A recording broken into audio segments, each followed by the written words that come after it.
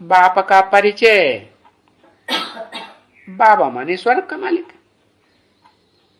है। बाप का परिचय बेसिकली कहेंगे तो बिंदु बिंदु आत्माएं और उनका बाप ज्योति बिंदु है, वो हो गया। लेकिन बिंदु कहने से तो पता नहीं चलता, अनेक जन्मों को पता चल जाएगा है? कोई ब्रह्मा कुमार बी के जो अपने को नाम रखते हैं बी के, और उनको पता होगा कि हमारा इस दुनिया में ऊंचे से ऊंचा पार्ट क्या है? कौन से नंबर का हमारा पार्ट है? तो देखो, बाप का परिचय वो भी, और बाबा माना स्वर्ग का मालिक। क्या बाप का परिचय अगर ये कहें कि बाप स्वर्ग का मालिक, तो उसमें गड़बड़ पड़ जाएगा, क्योंकि वेद के बाप तो दो है ना, उनमें एक स्वर्ग का मालिक बनता नहीं और एक स्वर्ग का मालिक भी बनता है।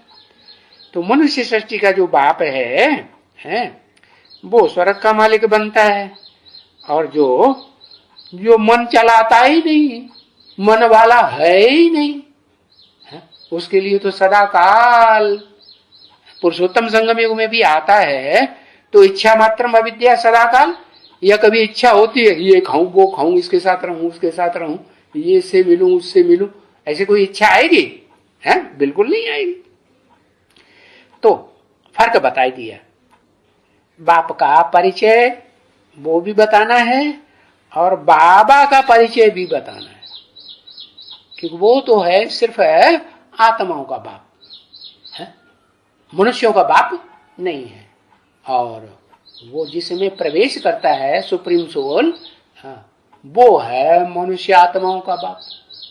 वो जन्म जन्मांतर जन्म लेते हैं ना, वो दुनिया में बाप होते हैं, तो उनका भी बाप बनता है।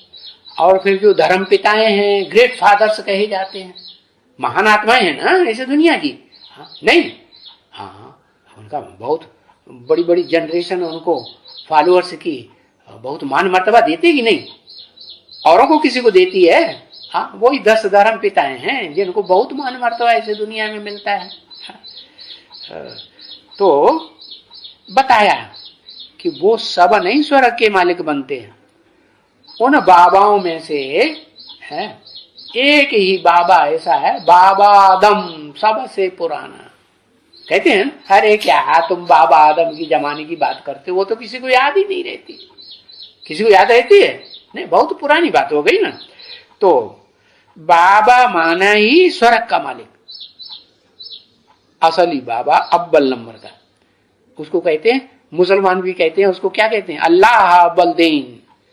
अल्लाह ने आकर के ऊंच ते ऊंच दीन माने धर्म की स्थापना की है? समझ में आ रहा है कि नहीं? हाँ। ओम शांति।